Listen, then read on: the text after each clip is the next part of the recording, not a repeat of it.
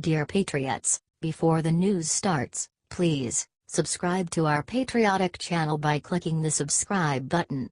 Give us a thumbs up to this video. Don't forget to leave your opinion below in the comments section. Share the news on Facebook and Twitter so you friends see it. Thank you. Pelosi leads delegation to Israel, Jordan. House Minority Leader Nancy Pelosi, Democrat California, will lead a delegation of Democrats to the Middle East beginning Saturday with stops in Israel and Jordan. 10 House Democrats will accompany Pelosi on the trip, which will focus on global and regional security and cooperation issues, according to her office. Our delegation is pleased to be able to extend the congratulations of the American people to the people of Israel as we celebrate the 70th anniversary of Jewish state this spring, Pelosi said in a statement. The overseas visit comes as Congress kicks off a 2-week Easter and Passover recess after passing a $1.3 trillion spending bill to fund the government through September. Overseas congressional trips, known as CODELs, are common when lawmakers have a lengthy break. Representative Adam Schiff, Democrat California, ranking member on the House Intelligence Committee, will accompany Pelosi, as will Representative Jim Himes, Democrat Connecticut, another member of the panel. Other members on the trip include Reps. Rosa DeLauro, Democrat Connecticut, Jan Sakowski, DL, Henry Queller, Democrat Texas, Hakeem Jeffries, DNY, and Catherine Clark, D-Mass. Freshman Reps. Donald McEachin, Democrat Virginia, Jimmy Panetta, Democrat California, and Jamie Raskin, DMD, will also take part. No Republicans are joining. Tensions between the U.S. and Jordan have been inflamed in recent months after President Donald Trump recognized Jerusalem as the capital of Israel and announced plans to relocate the U.S. embassy there from Tel Aviv. Jordan's King Abdullah II called the U.S. decision to recognize Jerusalem as Israel's capital a complication to the Middle East peace process in an interview on CNN in early February. But the U.S. and Jordan signed an agreement later in February boosting annual U.S. aid to the country. In Jordan, our delegation travels at a vital time in the U.S. relationship with this key ally, Pelosi said. Members are particularly interested in reviewing the Syrian refugee and humanitarian challenges as well as addressing other critical challenges facing the region.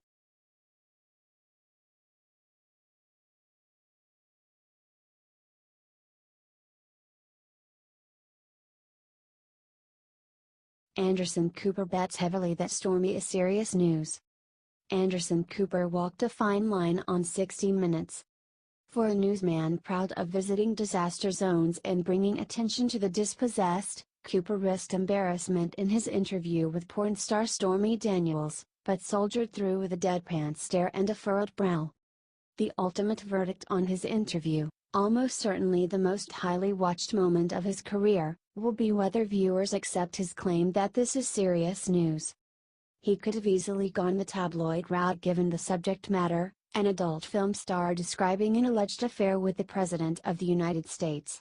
And the 39-year-old Daniels did offer some salacious details in the highly anticipated interview, such as how she spanked Trump with a magazine with his picture on the cover. Cooper didn't shy away from sex completely. He asked Daniels directly if Trump wore a condom. She says he didn't. But he also framed the exclusive interview as a story with ramifications that go well beyond what did or did not transpire between a porn star and a then reality star in a hotel room in 2006.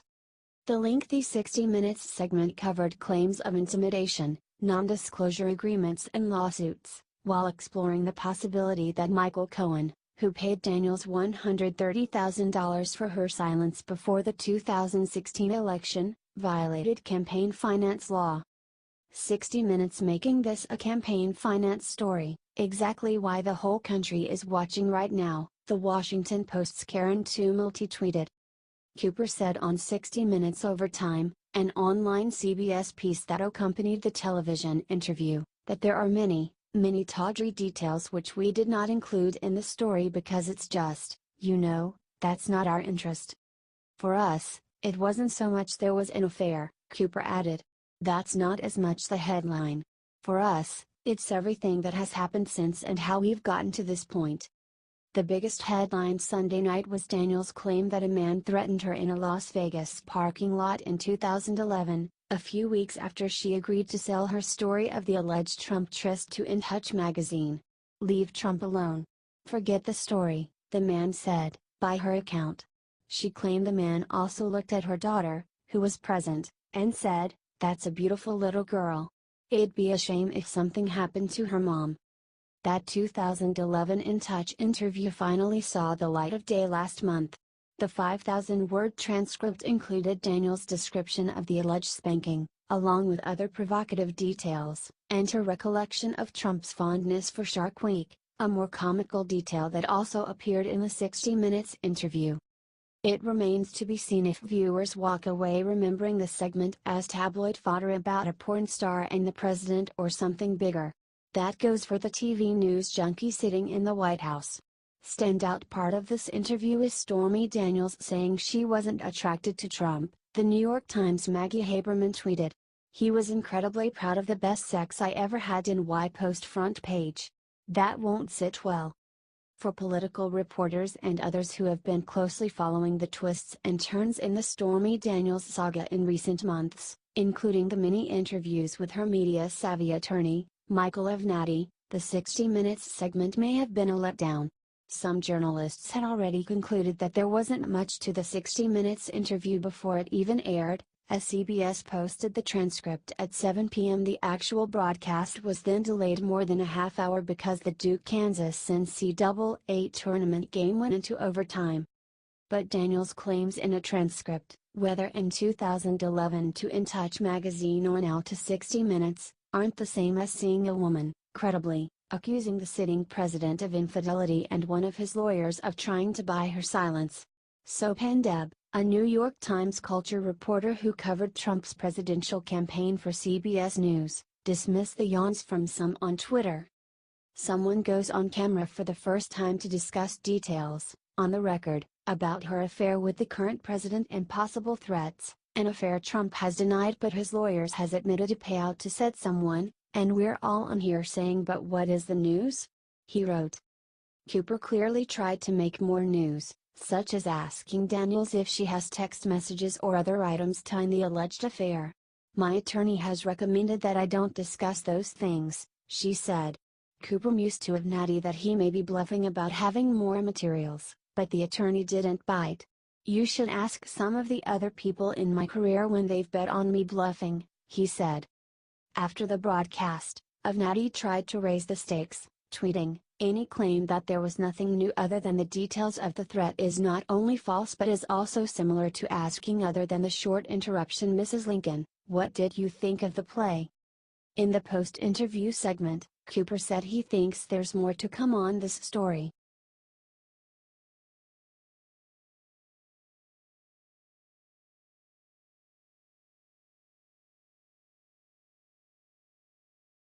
Kelly Parkland shooting could be different. Gun control advocate Mark Kelly said the political results of activism after the massacre at Marjory Stoneman Douglas High School in Parkland, Florida, could be different than the results after previous mass shootings.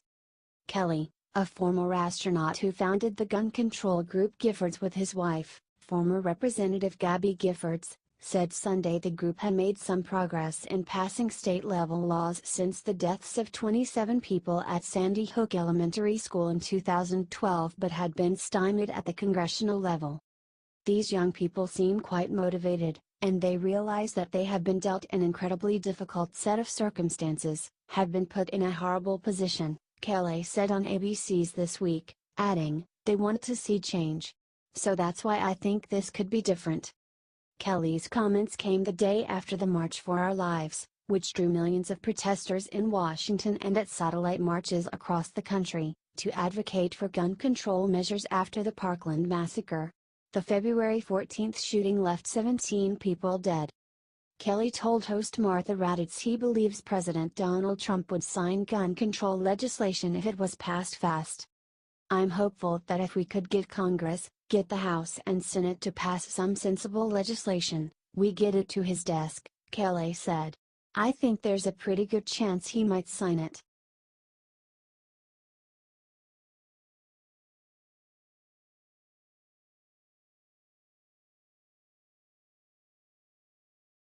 Even in Trump's White House, being nice can pay off.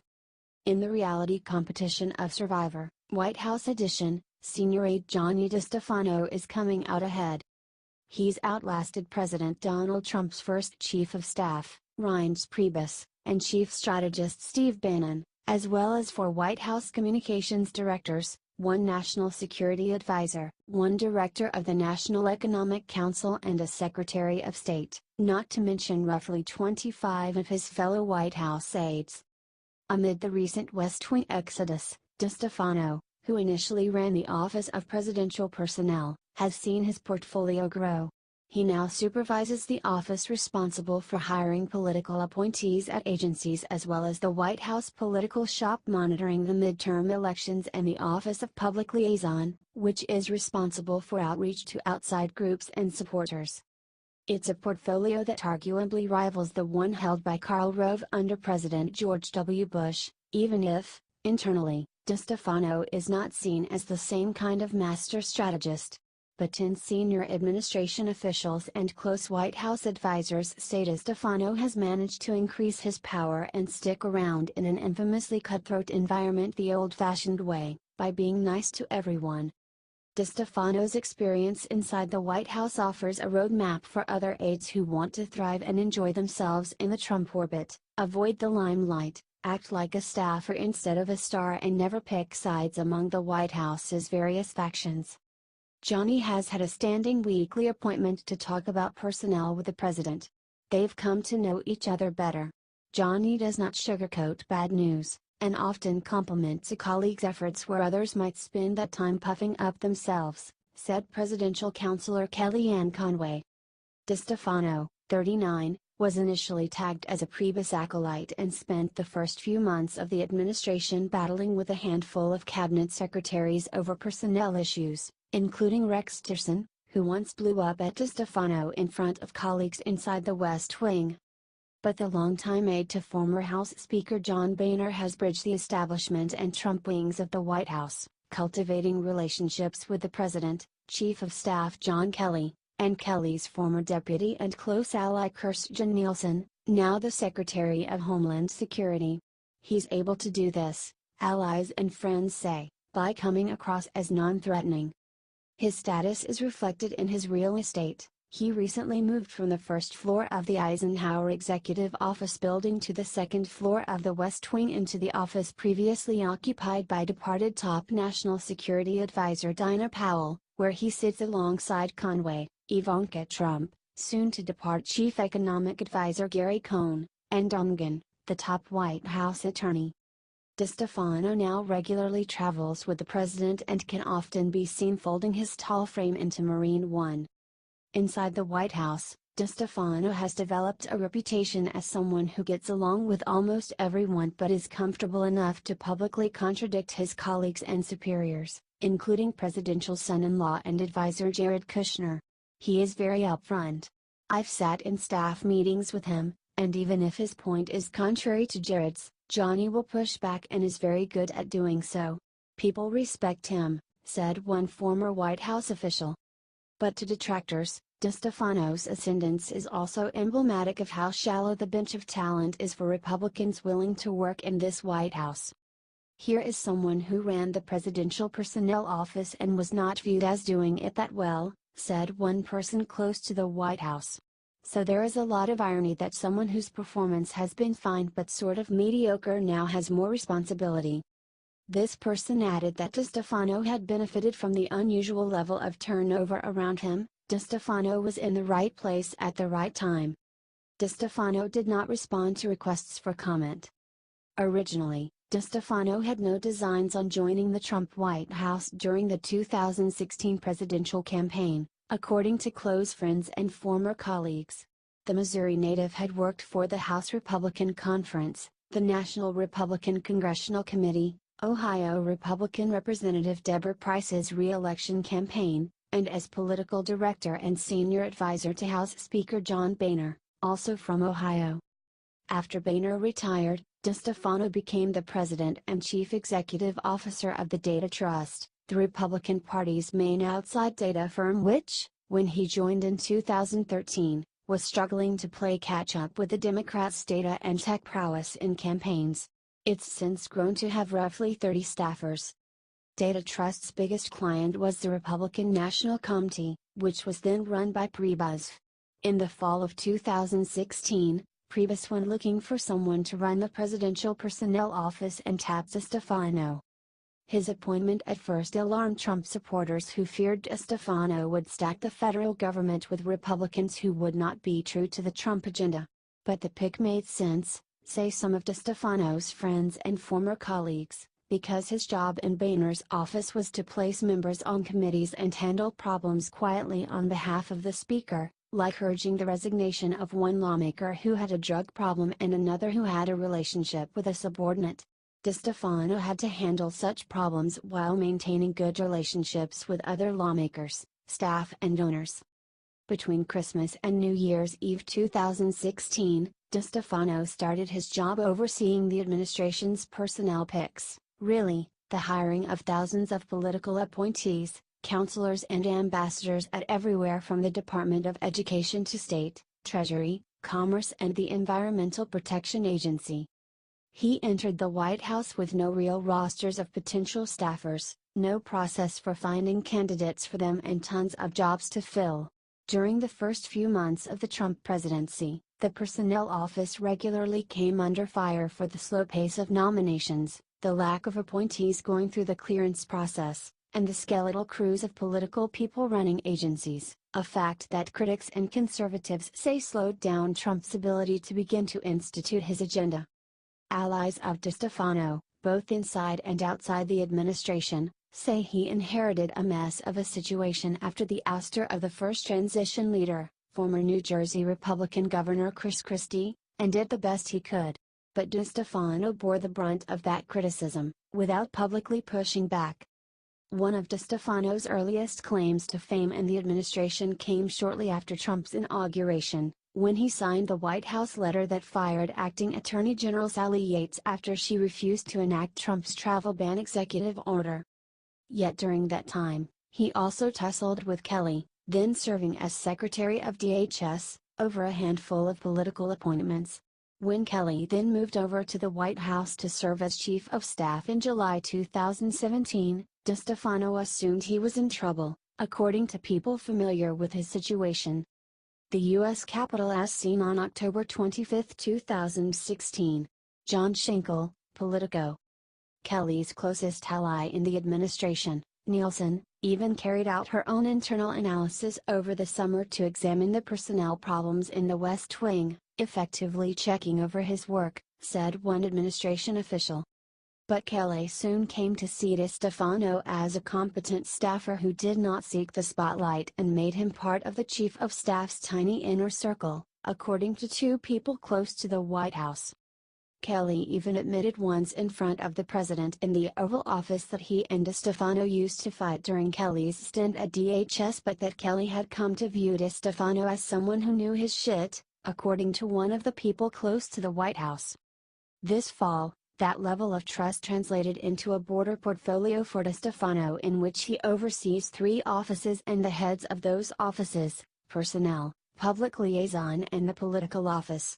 This new role has placed DeStefano above the original head of the political office, Bill Stepien, a former New Jersey political operative who's close to Kushner, and it will give him much more influence over the crucial, upcoming midterm elections. I think a lot of people underestimate Johnny, but he is really good at building relationships and always has been, says Mike Summers, Boehner's former chief of staff. He's been effective in every position he has been in.